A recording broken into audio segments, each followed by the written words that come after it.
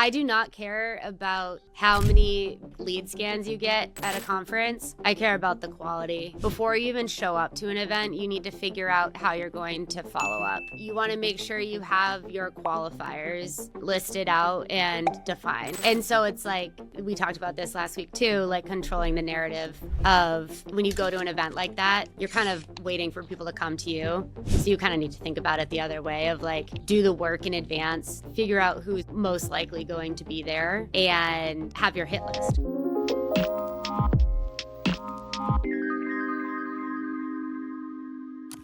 Welcome back to In-Person GTM Pros, the podcast where we interview industry leaders shaping the future of go-to-market.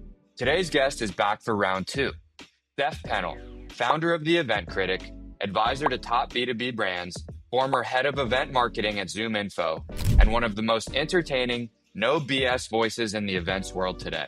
If our first episode with Steph was about defining in-person go-to-market, then this second episode is how to actually execute it. We get tactical on diagnosing whether your org is even ready for in-person channels, building full funnel systems that connect brand, pipeline, and real revenue, key internal stakeholder relationships that make or break event ROI, and Steph also drops gems on how to pitch in-person strategies to execs. If you're an event marketer, field marketer, or revenue leader looking to build an in-person motion that actually drives results, this is your blueprint. Let's get into it. Steph. Hello. Welcome back. Thanks. Podcast part 2. Yes. We last week we had a great chat with Ryan. Yeah. And you did just happen to be in New York, so we had to do an in-person session. I know. So exciting. Thanks for getting up so early for me. I know. I'm going to try and get my brain working here. We'll see how this goes. But welcome to New York. You liking the heat wave here that we're having? You know, like, I looked at the weather before I came and I was like, wow, that would be great weather if I was on vacation. Yeah. And instead I'm here for an event and like wearing a full suit. And makeup. Which this was like a choice. So it's fine. We'll, go from AC to Uber to AC until I can have a little fun Thursday. Yeah. There you go. Yeah. Very cool. Well, I figure let's dive into it. Today, I'd like to have a little bit more of a tactical discussion. Yep. Looking at it from more of a what is the outcome of a successful strategy? What are the playbooks, or what are the playbooks that maybe don't need to exist that we need to bring into existence as we enter this new phase of heavily importance on in-person in this world of AI?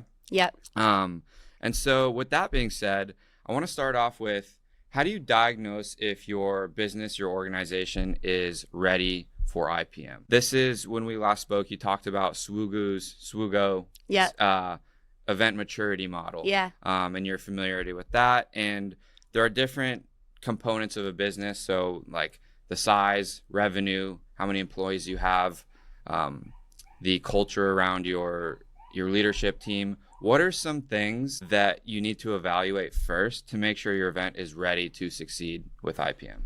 Yeah.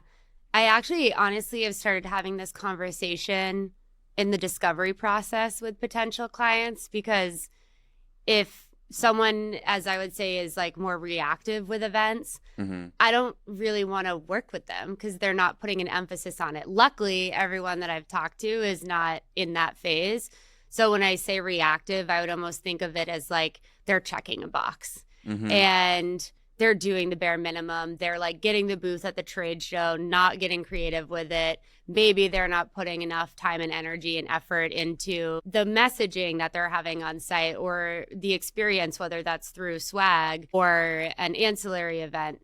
So that's like a phase where I actually don't think their money would be best spent on me either. Yeah. And I'll tell people that. I'm like, I don't think you need me. I think you actually need XYZ. Interesting. Yeah. And then the next piece I would say is more like integrated. So it's like, they're doing it, they're checking the box, but, plus. They're getting more creative. They're thinking about it like, starting to think about it like, okay, we have this trade show and here are the things we can do ancillary there. And how do we tie in, a campaign that we're doing and that messaging here? And then there's like the third tier, which is the best, which is like, fully optimized. They're thinking about it. And I think we're going to talk about this later, but they're thinking about it truly as like part of their broader marketing strategy. Mm-hmm. And so it's not just about the messaging and the swag, but they're really thinking about, okay, we're going to pull this in during this time of the year because we know we have those tentpole trade show events and we want to build around those. And then we can host webinars around this to preemptively catch people's attention before a trade show and then after to keep their attention. So there's all those different ways that you really think about it that way. And then I think like the final one would be where you're going to come in with IPM and say like, okay, now how do you turn that into like all the things encompassing all the proper teams in measuring success and making sure that it's really working for you and your company. Interesting. Okay. So there's like, to break this down, it seems like there are tiers of readiness. Yeah. And as a consultant with the Event Critic and you're choosing which clients you take on, sometimes you're going to have to say no because like you can tell the mentality isn't there to succeed. And so if you were to take their money, like no one would win in this situation. No, and I wouldn't enjoy it. Yeah. Honestly, like part of the reason I went out on my own is like to bring back like the enjoy, like in fun and, all those things that like I love what I do. Yeah. So it's like I want to do it for the right reasons and with the right people. Yeah. And I also don't want someone to come to me. And again, luckily I haven't had to do this. I've been so lucky being out on my own. But there hasn't been anyone that I've had to be like, oh, you're trying to check a box.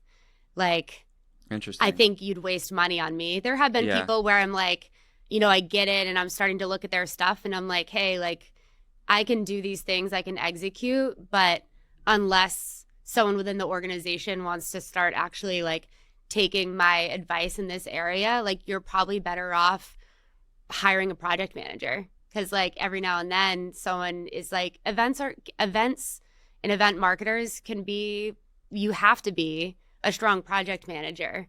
Yeah. But in some scenarios, it's like you don't actually need an events person. You need a project manager to help you get through that. Just logistics and coordination. Yeah. Yeah. Internally, like how, like, go events and in-person marketing is a true go-to-market, cross-functional, multi-touch, all the things. Like, for sure. How many annoying words can I say in one sentence? That's like one of those memes. It's like, oh, let me circle back.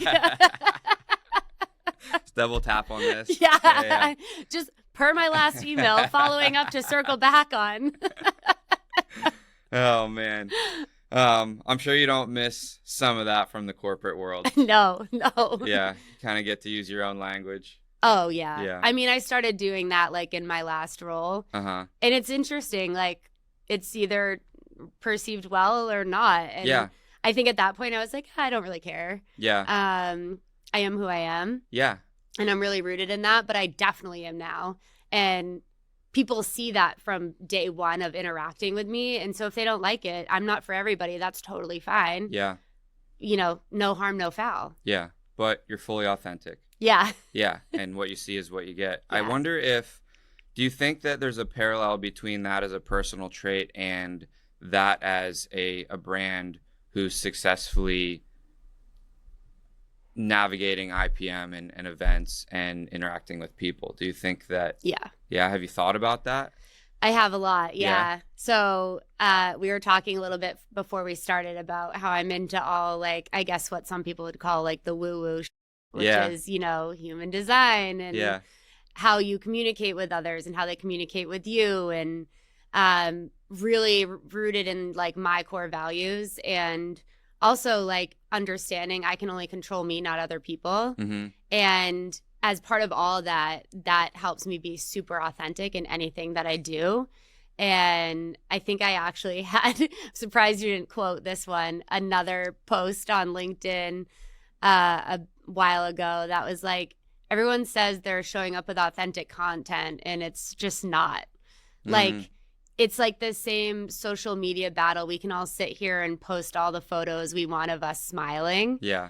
But what you're not seeing is like the behind the scenes, like hard times and the real authentic like emotion. I think, especially as someone starting a business and doing events, which are so personal. Yeah. Like I don't just talk about, and I could probably do an even better job. I'm not saying I'm perfect at this.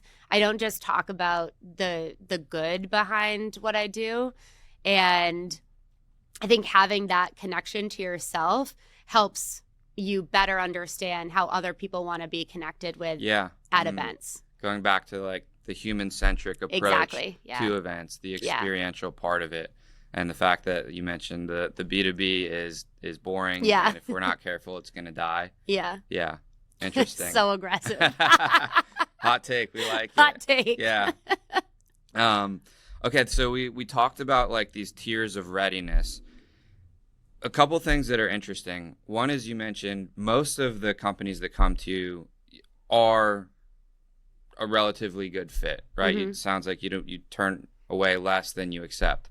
But if they're coming to you, they recognize that they need help. Mm-hmm. Is that because of bandwidth or because there's just not one person at the organization who understands how to win in person? Yeah, I think what I've found most is it starts as a bandwidth problem, Mm-hmm. and then I end up offering more once I'm in. Yeah. Like, and being able to say, like, okay, have you thought about it like this before? And a lot of times they're like, no. And if it's a really perfect fit client, Mm-hmm. which I have a couple, then they're open to the ideas and testing them out. Yeah. And so I have found like some of the smaller and more startup style companies are more willing to engage in that way, Mm-hmm. because they have the bandwidth, not necessarily from a work and people perspective, but from like a creative and willingness, open mind. Yeah. Which is great. And then they're, it's so easy to be a new brand and stand out when you do those things. Yeah. It's like so perfect. Yeah. So it's part of it. Like it's usually a bandwidth issue. A couple calls I've gotten have been to cover maternity leave, or they're so early stage that they don't have a need for a full-time events person, and they recognize they need to start the strategy now. Yeah. And so like one of my newest clients, it's like so exciting for me because they're that kind of phase, and I'm now excited to be working with them and saying like, you have the opportunity to do this like right starting now. Yeah. Because like we talked about last time, Mm-hmm.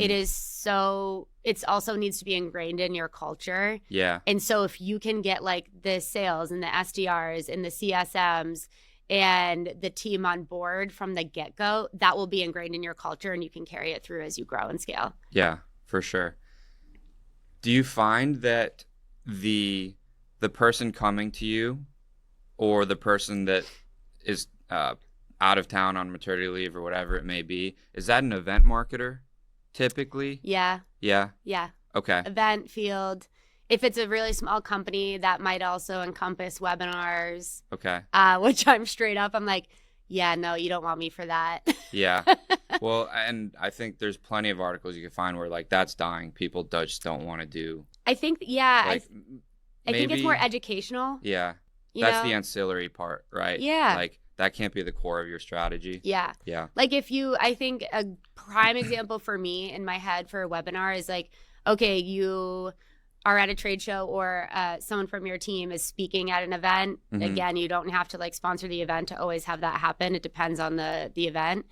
And it's like high level, more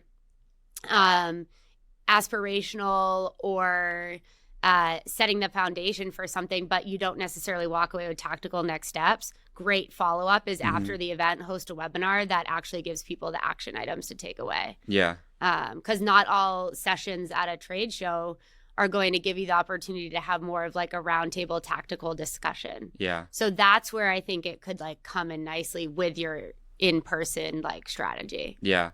Is that part of the funnel is like starting with in person and then the engagement funnel, or it's like you find who is interested, what leads may be out there at the event, and then figure out how to continue giving them value on the way to becoming a paying customer, you think? Yeah, or ideally, like you wrap up that speaking session with a QR code at the end and say, if you want to learn how to like do this tomorrow, not tomorrow, but if you want to learn how to like go back to the office and really start implementing some of the things we talked about, like we're hosting a webinar in a week. Yeah. Sign up here. Like, you know what I mean? Like make it like quick.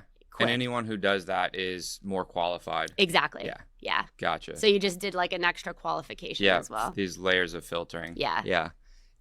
So when your clients come to you, what are their ultimate desired outcomes, the impact that they want to make? Is it just top line revenue? Is it brand plays? What are their goals when they come to you typically? Yeah.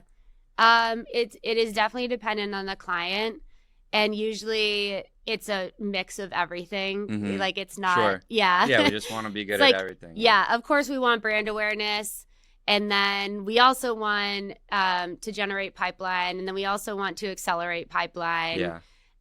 You're never really going to use an event to like close. Like it will lead to that probably from an acceleration standpoint, but like especially in B2B tech, like you don't just like show up and like close the deal on site. I've seen it happen like once or twice in my career, which was wild.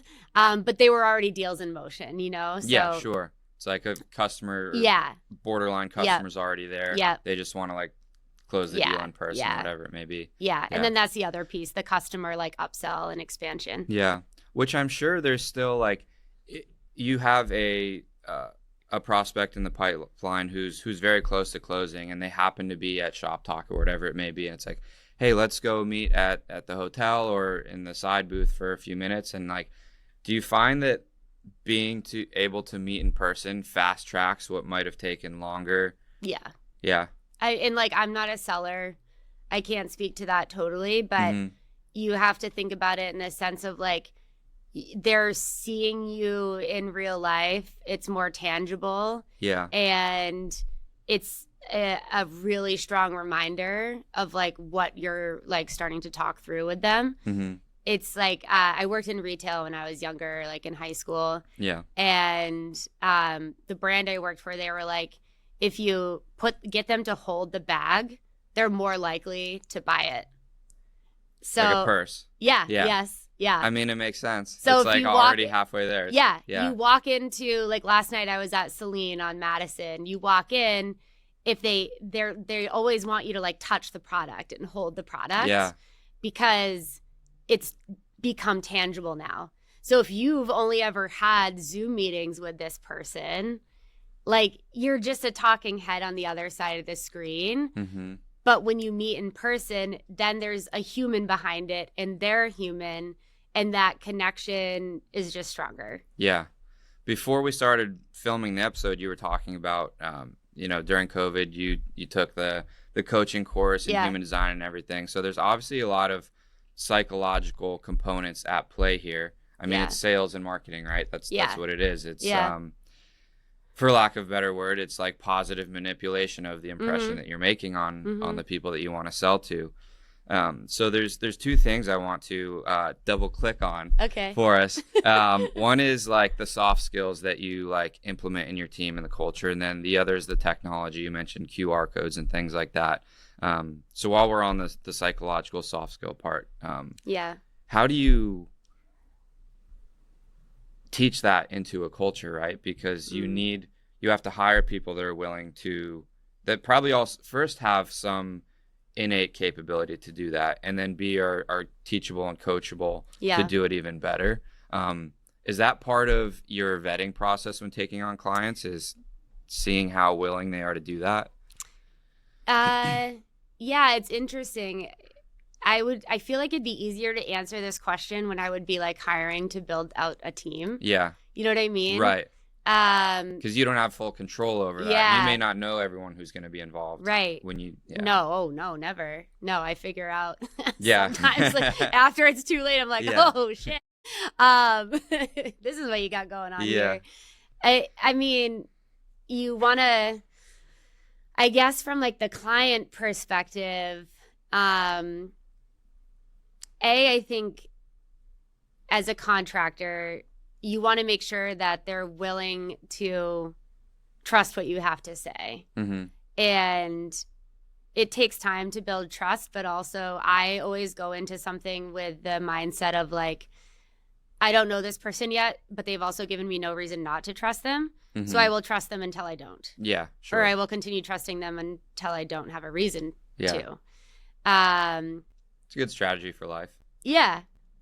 Yeah, In most see. cases. Yeah. That's for another podcast. Yeah, that's a totally different topic. But when I was hiring for a team, and maybe someone can translate this better than I can, Mm-hmm.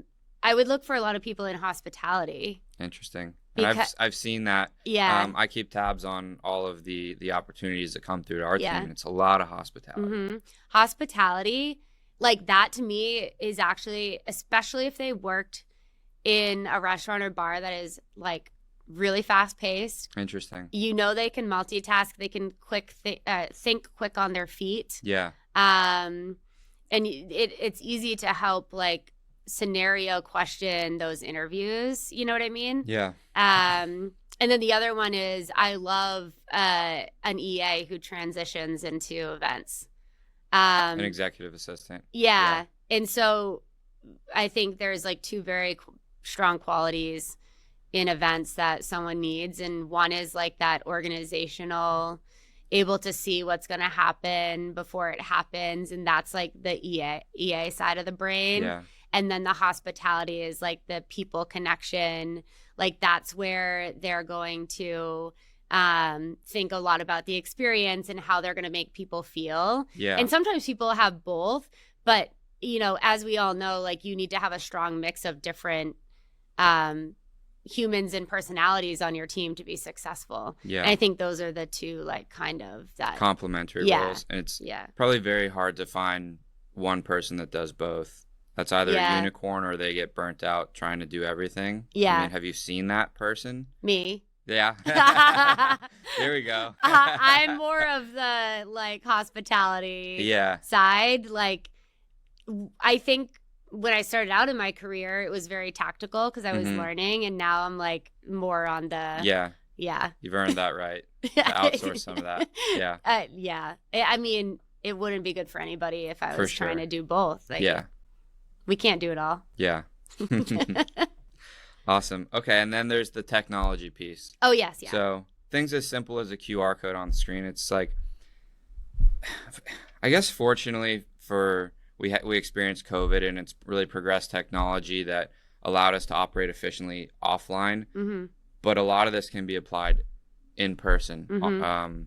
I should say allow us to operate efficiently online, and now we can apply it to offline.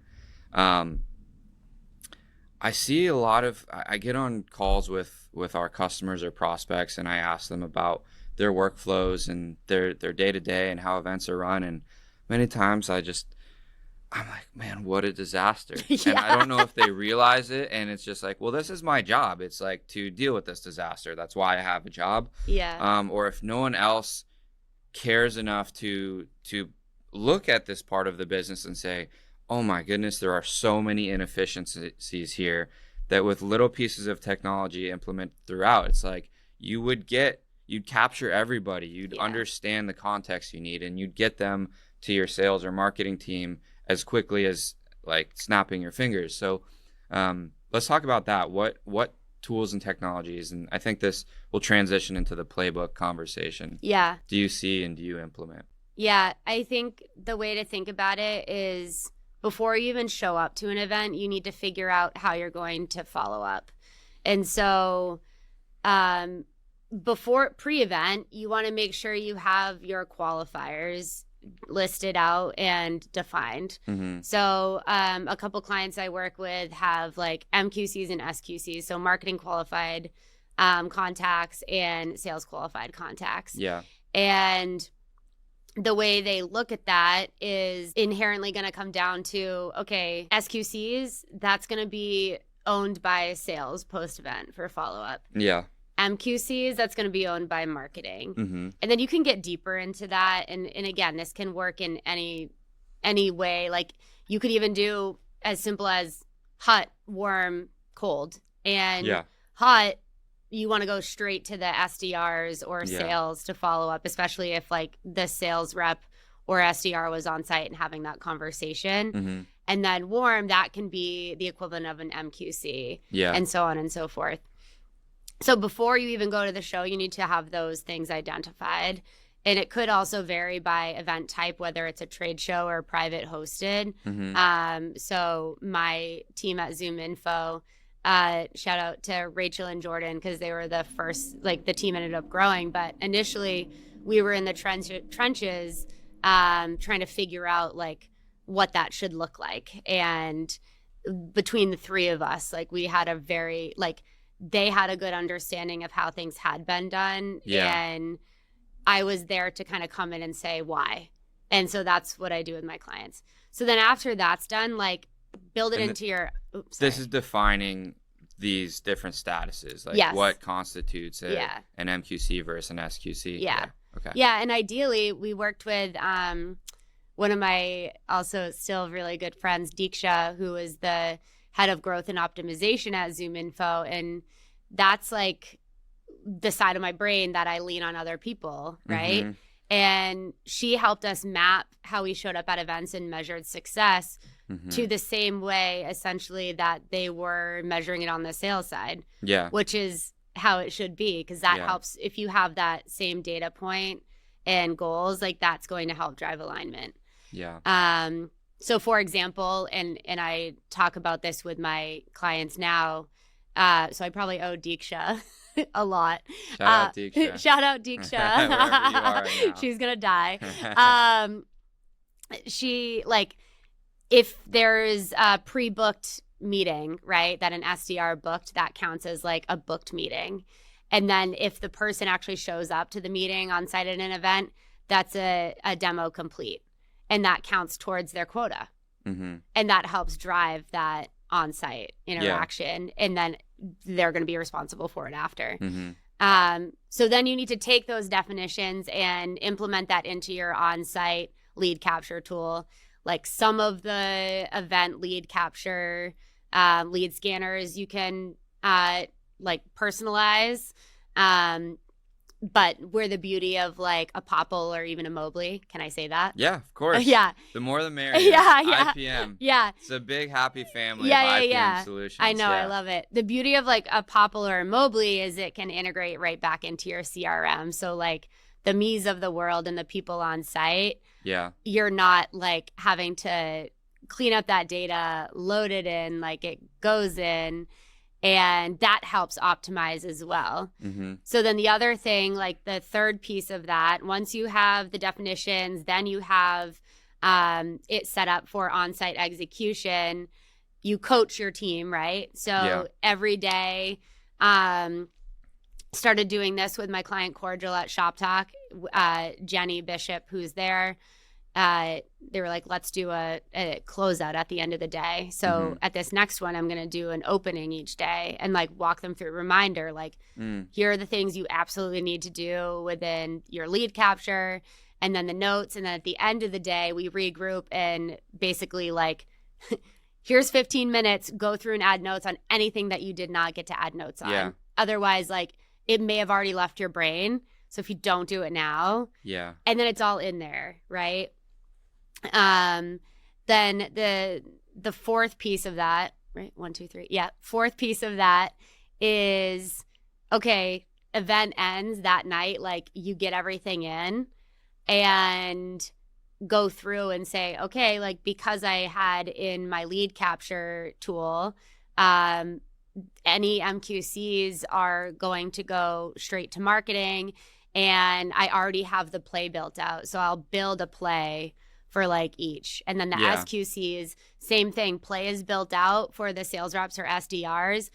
I go as far as to provide copy, like suggested copy with, openings of like, okay, insert something you actually talked about on site here, get personal, like, and so when you say plays and and copy, these are emails at this point. Or yeah, these, okay. and like when it not on the marketing side, but on the sales and SDR side, like I usually do post-event like 2 emails, a phone call, talk track and everything. Yeah, talk track, script, and then a final email. Yeah. And oftentimes an optional like LinkedIn message to connect. Yeah. But 1, 2, 3 punch. Yeah. The real beauty is if like and when I got Poppled, we talked about this last week. When I got Poppled, he booked my meeting while I was standing in front of him. So that's like actually where you want to get to is like get your people on site to like not wait and just like book the meeting then. Yeah.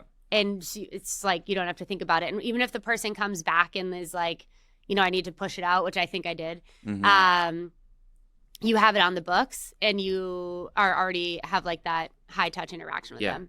Yeah. I think the name of the game is looking at all of the critical events that happen in person. Yeah. That's a great way of saying it. It's capturing attention, whether that's a booth, whether that's someone you have the booth or you're walking up to booths and you've got a good talk track. You've got something physical that you can show. That's the first, and that's like the attract and engage. And then the next is to capture the info. Then you want to qualify that person so that you can say, is this an MQC? Is this an SQC? Is this just someone who can put into a generic RSS feed of my blogs? And then for most businesses, especially in B2B, it's to book a demo. Yeah. And so it's like, what if we didn't have to wait days or a week to book that demo? And at that point, because we all do this. We'll have a good conversation and then some time passes and you're like, my time's valuable. Yeah. How important is this product or solution that I'm being pitched right now? And you forget how excited you were in that moment. It's like you have to capitalize while the excitement is there. Yes, yeah. And we're also busy. Yeah. Like we leave, not even like the event, you leave that booth and you're immediately hit with something else and your life carries on. Yeah. And it's so much easier to never set up the meeting in the first place later on than it is to look at your calendar and be like, oh, this meeting was booked at the conference a week ago. Okay, I'll join it. Yeah. I think there's just something psychological. You committed, whether that was a tactful field rep that got you to commit, but it doesn't matter, right? Yeah. And so looking at these key stages of the customer journey and shortening the time in between and reducing the friction for all of them to happen. Yep.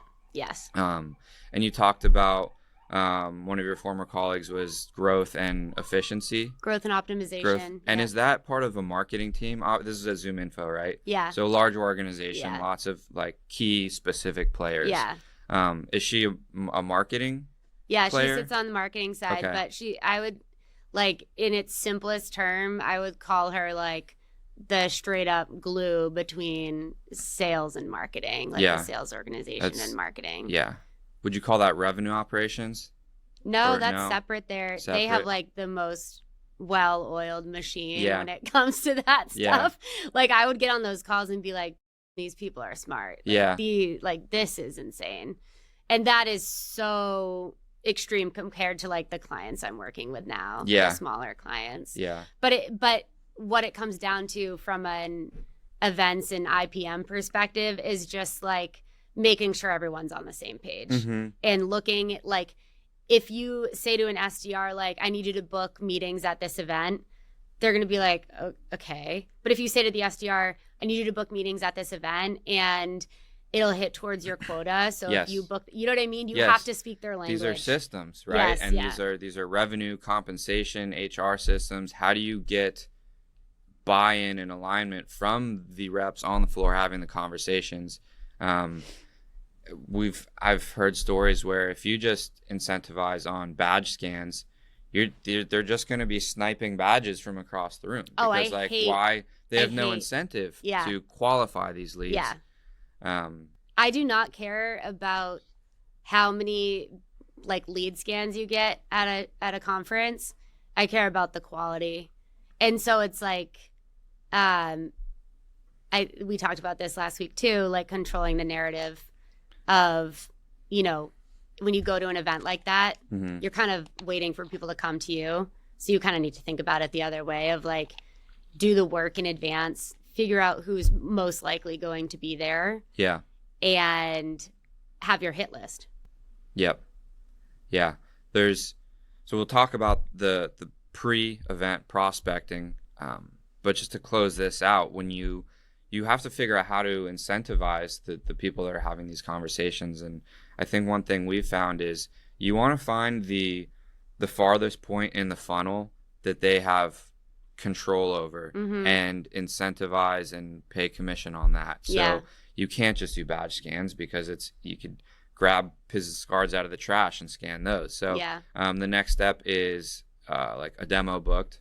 Yeah. But even that, if you get a really good salesperson, they can get anyone to book a demo. Yeah. Right? Have a great conversation. But does that person show up to the demo and complete the demo? Right. And so have you seen, like, how far can you push the incentive down the pipeline? Yeah, I guess it depends on the comp structure and that funnel within the organization. So I don't really know, to be completely honest. I think it's so dependent. But then I guess we're getting into a whole other topic of like, okay, so the SDR can control it for this long. Yeah. And then can the AE close the deal? Yeah. And it's like, so everyone needs to be trained and be aligned. Yeah. And that's why, like, I was saying, my client, who is one of my newest client, they're like early stage. And so I'm like, you have the opportunity to set it, like, and they're create so it smart. Right for this point before people are like, oh, you changed our bonus commission structure, and people are up in arms. Yeah. They're already doing it right. But like I started talking to them, I was like this is gonna be well-run team. Yeah. So depending on your IPM strategy, you could be having a booth. You could be just boots on the ground, or you could do ancillary events like we've talked about. Does prospecting play a role in all of these different strategies? Yeah. So I think where a lot of people are missing out on how much they can control at events, which is honestly, I think, the biggest fear for a lot of executives and budget holders, of like, you know, we show up and how do we actually know what's going to come of it? Yeah. Is that pre-qualification work. So couple things I do, like, all right, let's just say events in New York. So go to the website, scrape the speakers, scrape the sponsors, and then you don't need to know that these people are attending.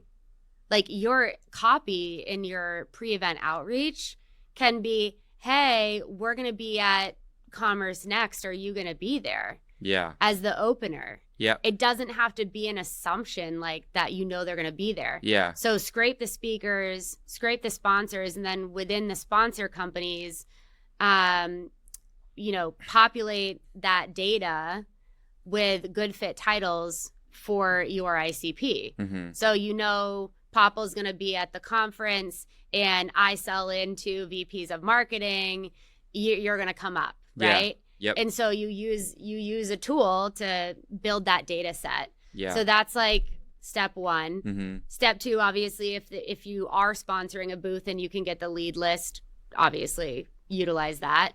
They usually don't give you contact information. Same thing, just supplement the data. With ZoomInfo. I mean, you're a little biased, I assume. Yeah. I do not make money for time, but like genuinely, like, yes, like that's what my team used to do. And so you build out that list. If you aren't sponsoring the event and don't get that list, or don't have a ZoomInfo, I haven't tried it. It seems like a very cool company and opportunity. It's called Vendalux. Yeah. And they basically do what I'm talking about and like scrape all the different areas and like do it for you. Help you with the prospect. Yep. Basically helps you say our best guess of who's going to be there. The other one you can do is go on social and search like the event tags, right? Like scan LinkedIn and see like what companies have tagged. They're going to be there too. Yeah. And then lastly, all right, events in New York. I'm going to be hosting dinners and ancillary events. They don't need to be attending the conference for me to be able to interact with them. Yeah. So take that 50-mile radius. And this is good regardless, like, because it could be that 50-mile radius. Maybe that does mean they're going to go because it is in their backyard. Mm-hmm. Take that 50-mile radius customer and prospect list, and that's another subset of pre-event targets. And I think that's all of them. We've gotten more creative for a Dreamforce. Mm-hmm. We used to do an international poll. Because everyone's coming from so far. So many people come from so far. And even if they weren't going to be there, they know what Dreamforce is. And again, it's all about the language and how you reach out. Yeah. Do you ever get involved with out-of-home advertising at venues? So things like the screens inside of Uber cars or billboards or anything. Is that an extension of an IPM strategy ever? I would say, yeah. I've never done it personally. Yeah. I've been witness to and informed on those things. And I informed them about what we're doing so it matches up. Yeah. Uber ads is a big one with conferences. But when you're thinking about how this fits into your broader marketing strategy, absolutely, those things should be thought about. Because it's one thing to show up at the event, and it's another thing to surround it and expand your footprint for that event. So out of home is a great example. The Uber ads, depending on where you are, billboards, airports, wraps outside of the event, RSA and Dreamforces, they sell every inch of San Francisco. You know what I mean? You could walk around the corner and it's bam. My favorite is at the airport when you have to take off your shoes and put them in the bins, and the bottom of the bin has something. Yeah. That one's genius. Yeah. Well, I got TSA, so I don't have to do that. There you go. Yeah, I don't either. Well, I still have bins. I don't have to take off my shoes, but you still have to put some stuff in bins. True. Cool. Okay, so then I think this takes us into potentially the biggest topic here is developing an IPM playbook and then selling the concept and getting buy-in to, you mentioned, the budget owners, the stakeholders, the executives. Tell me about that. What do they need to see? Do they need a playbook? What are the key pieces of that playbook that they need to see to convince these people to open up budget and to turn in-person into a legitimate growth channel that they respect and treat equally to any digital strategy that goes on throughout the year? Yeah. I think it's kind of a combination of visibility into everything we've talked about.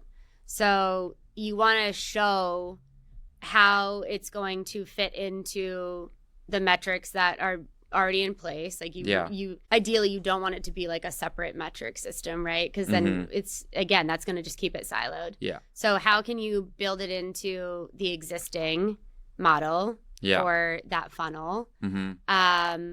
Then showing this is the plan, here's how we're going to, in advance, we're going to pull all this data. So the odds are in our favor, right? Because if you want, 200 meetings pre-booked for an event, or you want 200 people to register for an event, you need a subset of triple, quadruple that even. Yeah. Right? So you really need to widen the net of who you're reaching out to in the first place. You need to get very clear on the goals in alignment with those people, and you really need to do this a couple times for them to see the model works. Yeah. But again, it really comes down to speaking their language and showing them that this can be done in a way that's going to fit into our existing model. And if it's not, that's an even bigger thing. the existing model doesn't support how we can bring this in, but you just kind of, it's not for every organization. Yeah. I think that's the biggest thing. And then in an organization that's struggling to like see the value, like that's where you need some quick wins. Yeah. And so after the fact, like measuring success after an event is also a big part of that funnel, obviously. So it's like, we know that if we talk to someone or do a demo, like we have a 20% conversion rate. Mm-hmm. So if you work your way back, you're like, okay, we're going to have 200 pre-booked meetings. We know that 80% of those are going to show up. And then that we count as like a demo one or a meeting. Then once we know that they get to that point, the conversion rate is that 20%, for example. Yeah. And then you're able to like work it backwards and show like, if we can get this many people there let me back up even further. If we can get this many people registered or pre-booked for a meeting, good industry standard is X percent. When you're doing a big meeting motion like that, like 80% show up, like from what I've seen. So we know 80% are going to show up. And then if we know 80% are going to show up, 20% of that is going to convert into the next phase of the funnel. And then based on that, in the pipeline in the room, we know this could, influence X amount of pipeline, accelerate, create. Yeah. And so I think that's like you could just have to use the numbers and the data to like. And again, that's never been my strong suit. It's often been a piece of feedback I've received. So I know that that's how it needs to be done. Sure. And I lean on the people who are smarter than me in the organization in that area to help me bring that to life. Who speak that language exactly. naturally. And there are a lot of event marketers out there who are like that. Yeah. I'm just more on like the like experiential, like the people side of it. And I can make it all happen. But I recognize that as like, I know that what I just said is the way it needs to be. So who within the organization can champion me for that? Yeah. Interesting. Okay.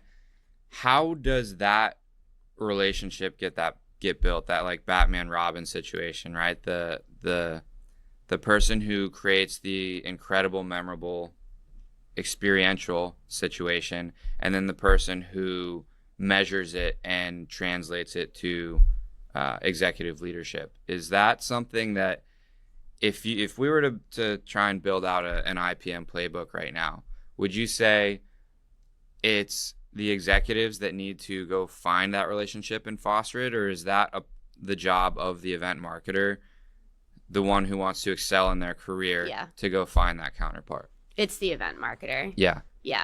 The executives aren't that would be like if you're a child playing in the playground and your parents were like, no, go play with that kid, you're gonna be best friends. Yeah. You know what I mean? Like you just pick. Yeah.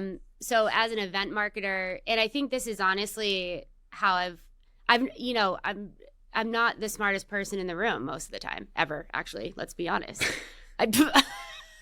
We could do like some sort of trivia right now. Yeah. And see who's smarter. No. Put that to the test. Yeah. God, no. No, but what I am good at is building relationships. And I think that's like what has gotten me where I am. But I don't think I know. Yeah. Like I know.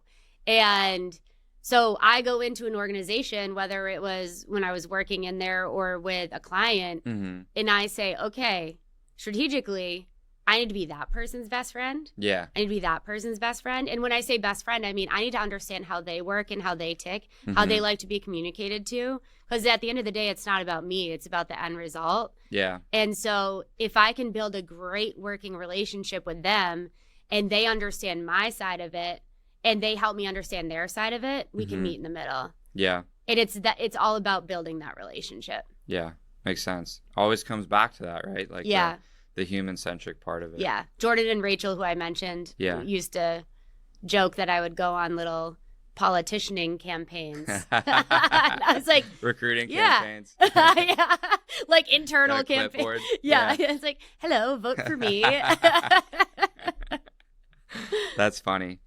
What do you think is the bane of existence for most event marketers who have a lot on their plate?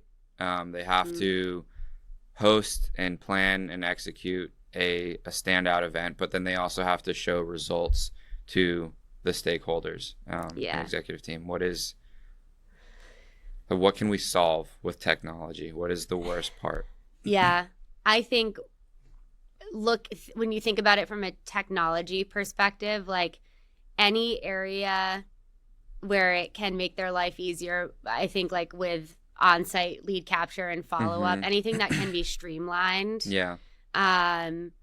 While also taking into account that I don't know that I've ever worked at or been involved in an organization where events team wasn't strapped, like they were smaller than they probably could have been. Their budget is constantly getting cut, or it's minimal to begin with. So those are like the fight. So it's like the executional pieces where technology can support, like we've been talking about, like that is so key, because there's so many other aspects that I don't think people, even within organizations who have like a strong event culture, realize. Like event marketers aren't just like making the event happen and like orchestrating with all the other teams for the post-event follow-up and pre-event outreach. Like if you think about it, that touches CSM, sales, SDRs, demand gen, social, out of home, like the list goes on. But then there's also the executive buy-in. That's where they need to be spending their time. They need to be spending their time with finance, because it's not just like I get gifted this money and I get to go spend it. I then track that budget. Yeah. You're also a budget tracker as an event marketer. Yeah. You are like looking ahead at your budget and saying, we know that we're going to need all these different things for this event because there's so many different components. You're managing outside vendors. So it's like the piece that is like where the technology can come in and help the most, I think, is like how to optimize pre and post event outreach. So some of that can even be like automation or like an outreach tool or Pardot with like that pre-event, the on-site and the registration before and any of the lead follow-up. Like those are the biggest things, because then the other side, it's like you're orchestrating all the different players. Yeah. Does that make sense? Yeah, it's project management. Yeah. Yeah. And from the interviews that I've had with customers, typically they're using a mixture of Google Sheets, something like Monday.com or ClickUp project management tools. Yeah. I've heard a couple, Event Force or something like that. And then another was like Event Day, where it's like consolidation, because you have to deal with the logistics of making sure things arrive on time. It's like, where do you do all that? So yeah, that's probably a harder piece to solve than the automation of lead capture and nurturing. Yep. Yeah. And you had talked last time we met, someone needs to invent like a 3D printer that just prints your booth, and like you show up and there's no chance that it just doesn't show up. Yeah, prints on site. Sustainability. Yeah. I mean, maybe we'll be there soon. Well, who knows? Yeah, the Jetson world I was talking about. To kind of round things out here before we wrap up, earlier at the beginning, you used the phrase tent poles. My understanding of that is like that's a larger space at a booth that is more experiential. Can you deny or confirm? And then can you expand on the importance of that? Yeah. So the way I was using that term earlier is like trade shows and industry conferences, you don't have control over when those happen and what they are and who goes. Yeah. When you think about those things, you can't move those. You can't control them, but you can control everything else you do around them. So if you want to have that like in-person first strategy, you need to look at those where you need to be. That doesn't mean you have to like get a booth at those events. Okay. But it means you need to capitalize on the people that are going to be there. Yeah. And do the ancillary thing, or even just host dinners or get a space outside the conference for one-on-one meetings. Yeah. And then from there, you need to build around those. And so like we kind of touched on, like do a webinar immediately after a speaking session, like a few weeks after the event. 1 week after the event would be ideal. That gives the tactical takeaways from that more thought leadership session. Build your campaigns around that. Like, look at product launches and when those are happening, like, product is also your best friend. Like, a lot of times they're left out of that, like, go-to-market team, but they're, like, actually the backbone of that. Yeah. And so the way I would think about it is, like, look at those industry events that you have to have some sort of engagement with. Yeah. Talk to product. Like, do they have a launch coming up? Or look at their roadmap for the year. We all know it changes a lot, so you have to be fluid. But that's going to, like, essentially drive all of your campaigns, not just events and IPM engagements and field. Yeah. And then around that, those two things, then you build. I see. And, like, I think in my perfect world, my brain's not perfect by any means.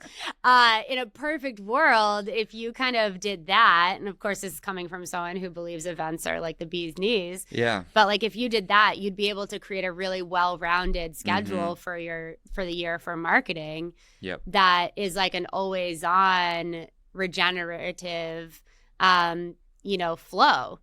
And that'll just help you fill the gaps in between the things that you can't control with the things that you can control. Yeah, makes sense. The tent pole is your non-negotiable, like, this is the showcase event of my industry. Yeah. And we got to build around it. It's the nucleus, and the journey gets built around that. Yeah. It's almost like building an email campaign, and you have to think about the journey of the customer, and it's like, okay, the journey begins when they're planning for this event, but then the event is really like the big event, and what all makes sense that I need to orchestrate and architect for them to feel like they're part of this journey afterwards. Before and after. Yeah. Yeah, exactly. It's the same exact thing. So what's the journey of your customer or prospect, not just within that email sequence, but within, like, the 6-month selling cycle or however long your sales cycle is. Yeah. Totally makes sense. Cool. Well, Steph, the Event Critic, thanks again for episode 2, the in-person version. I know in Event Critic fashion, you've got a conference to go to right after this. So appreciate you making the time. Of course. Great to have you, and excited for whatever our next conversation is. Yeah, thank you so much. This was a blast. Yeah, absolutely.